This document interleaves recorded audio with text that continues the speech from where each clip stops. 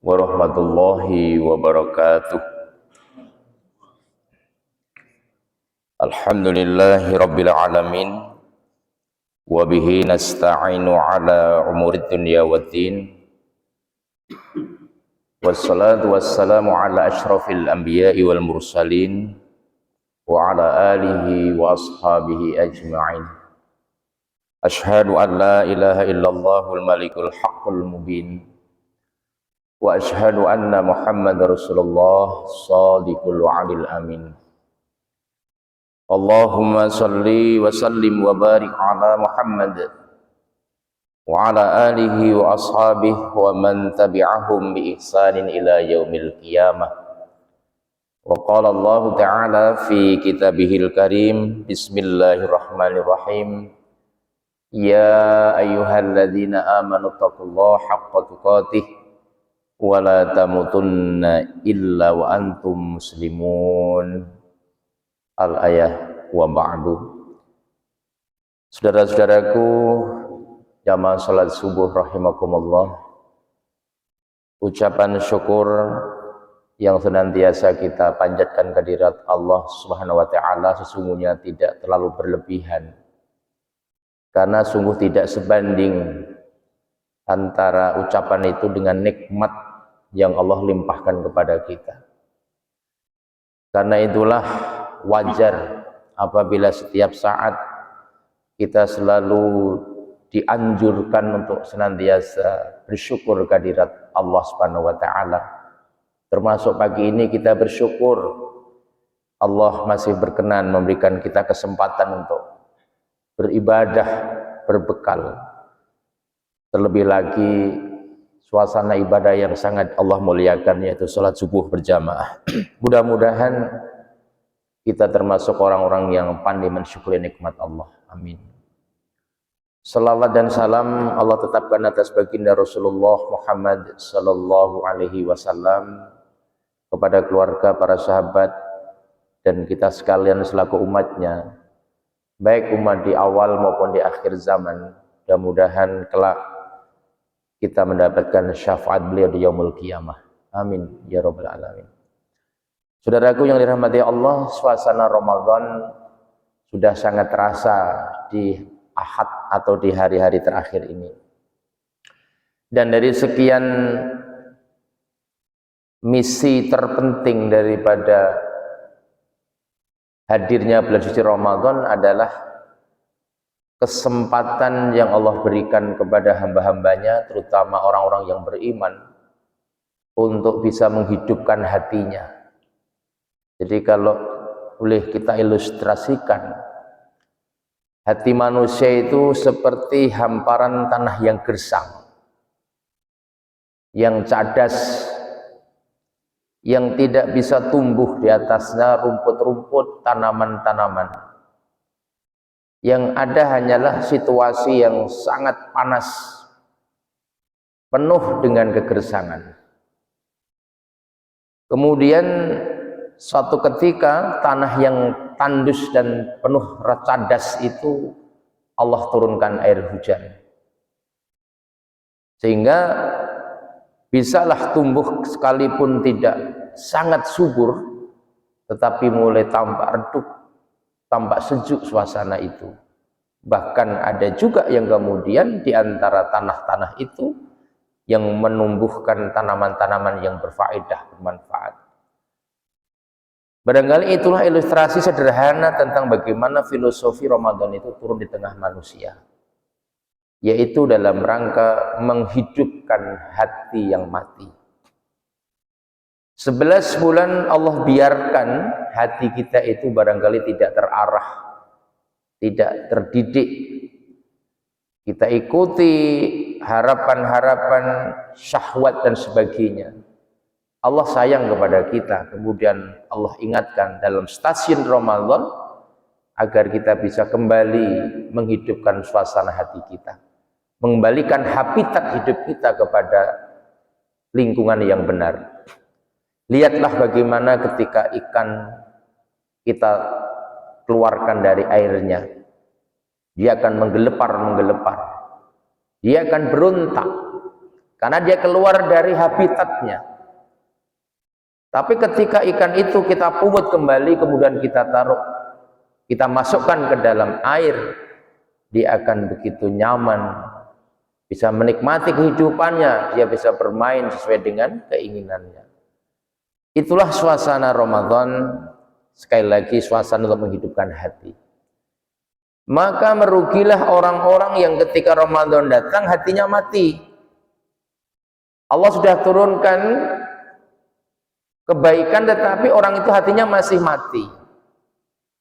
Nah, siapa orang-orang yang terindikasi Ramadan tidak mampu menghidupkan hatinya? Ini perlu kita waspadai.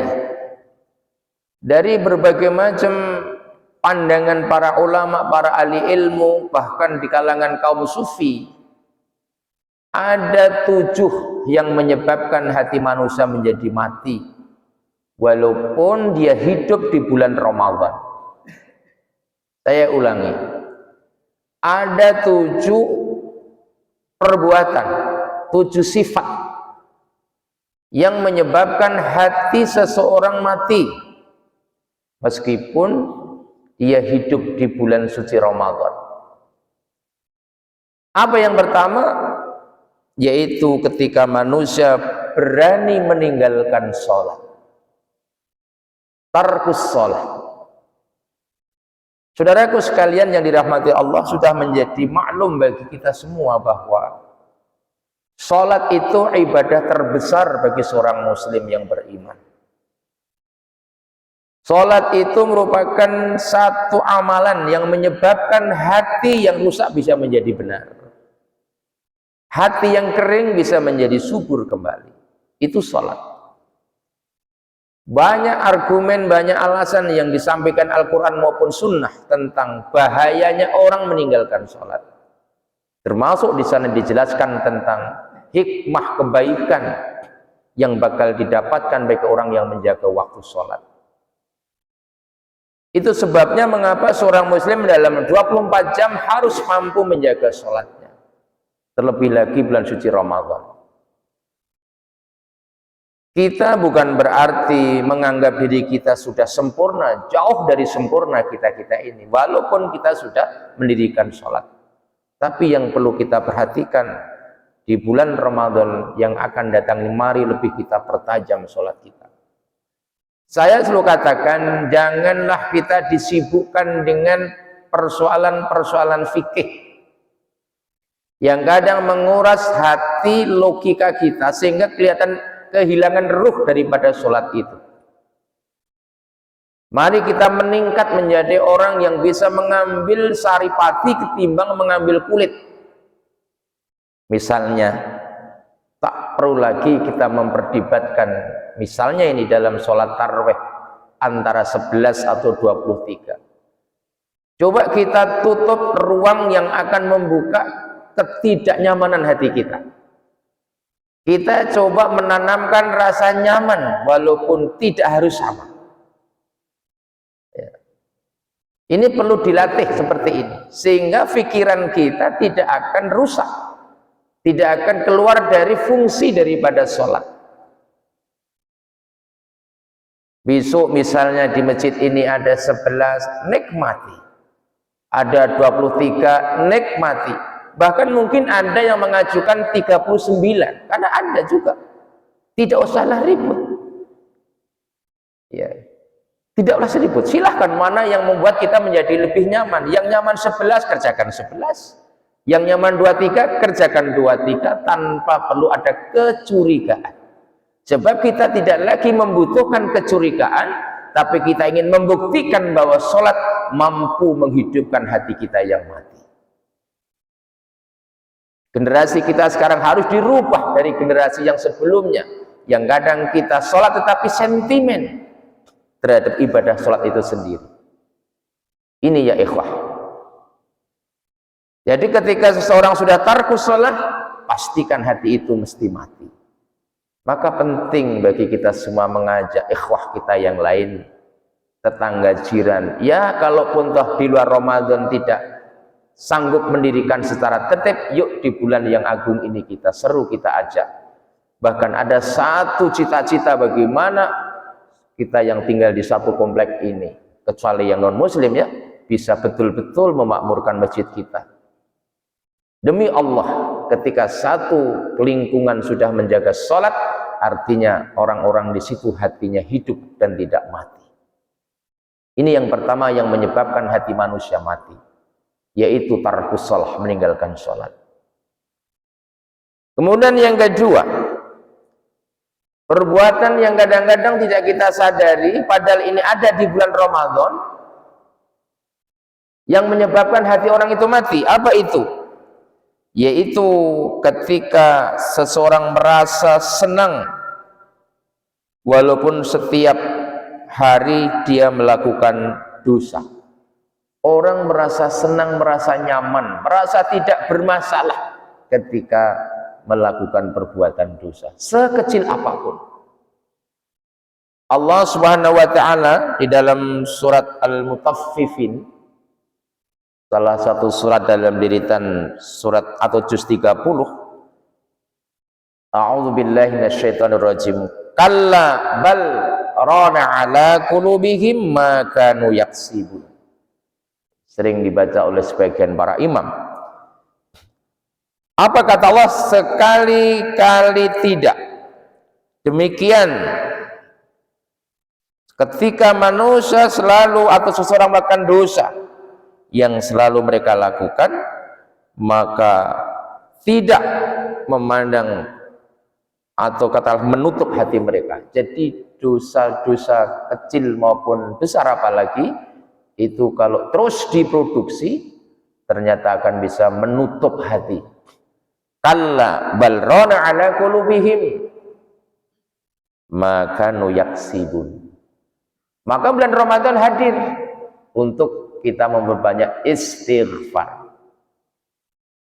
Bahkan Rasulullah Shallallahu Alaihi Wasallam menambahkan satu di antara istighfar, asyhadu alla ilaha illallah astaghfirullah as'aluka ridhaka wal jannah wa na'udzubika min sakhatika wa nar.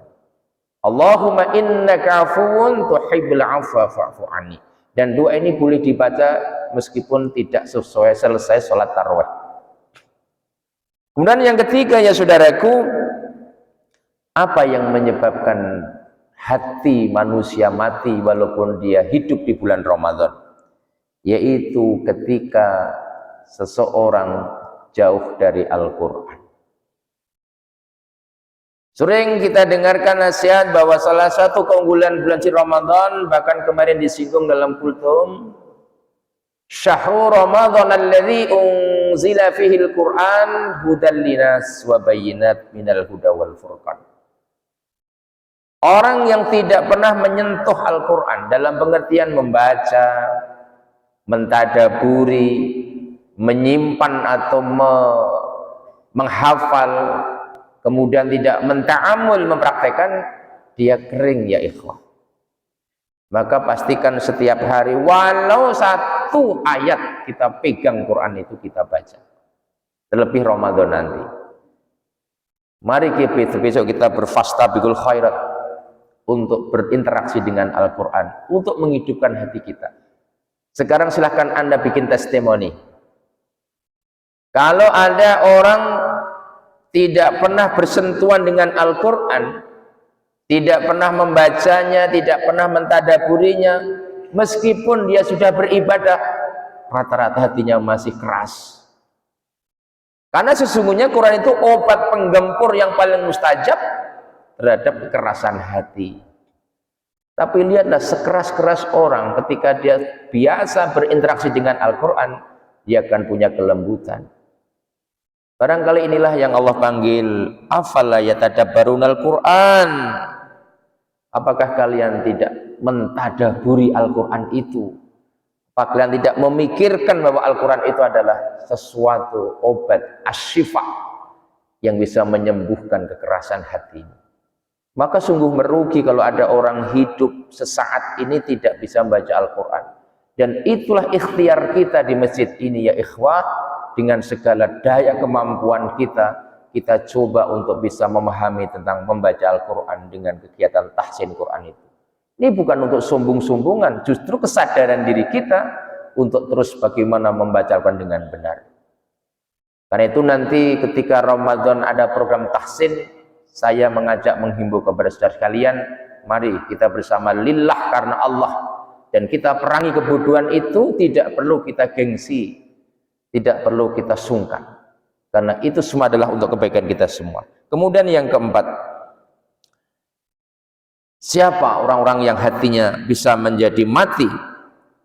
Yaitu ketika seseorang tidak ada lagi waktu memikirkan agama.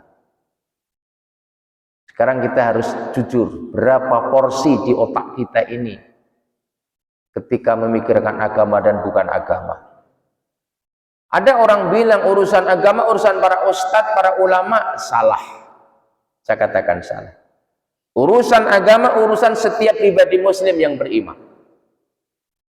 Andai saja urusan agama itu hanya diserahkan kepada orang-orang yang berkompeten dalam urusan Islam, tentu tidak ada satu sinyal dari Nabi, ballighu anni walau ayah, sampaikan dari walaupun cuma satu ayat.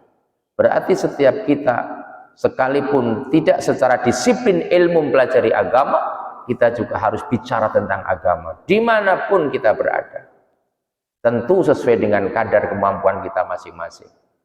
Orang kadang-kadang lebih senang tertarik diskusi urusan dunia daripada urusan agama.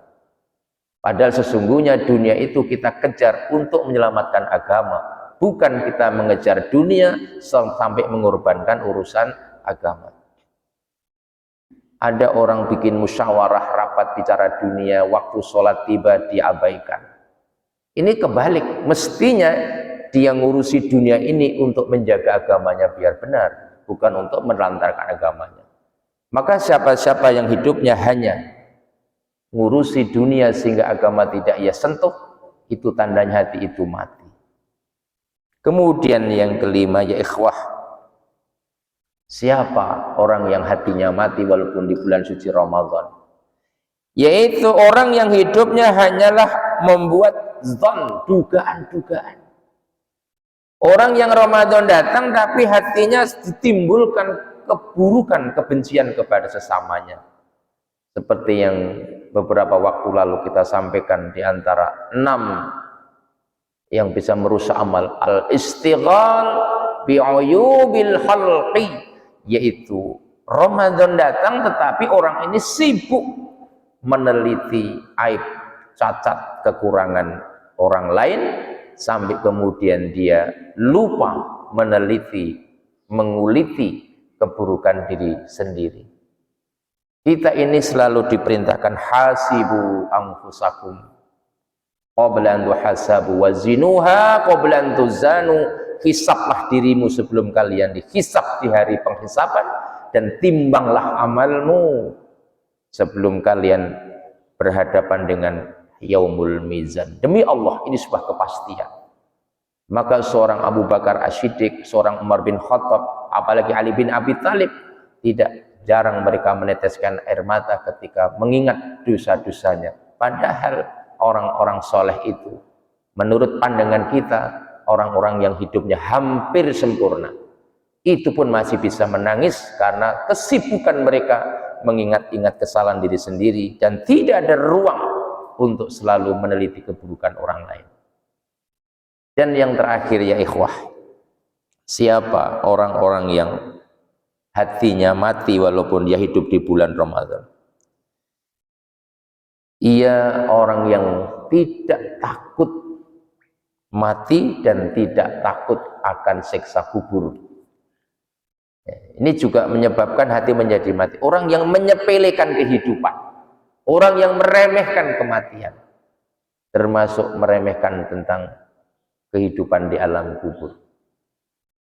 Mungkin tidak terhitung lagi saudara-saudaraku, menjenguk orang sakit, mengkafani jenazah, mensolatkan jenazah, mengubur jenazah. Itu semua adalah menjadi ibrah, pelajaran bagi orang-orang yang berakal, agar kita juga punya persiapan takut terhadap alam kubur.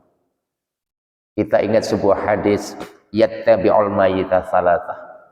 Ingat bahwa manusia itu nanti sudah menjadi mayat Ketika mayat itu dibawa ke kuburan cuma diantar 3. Ahluhu wa maluhu amaluhu.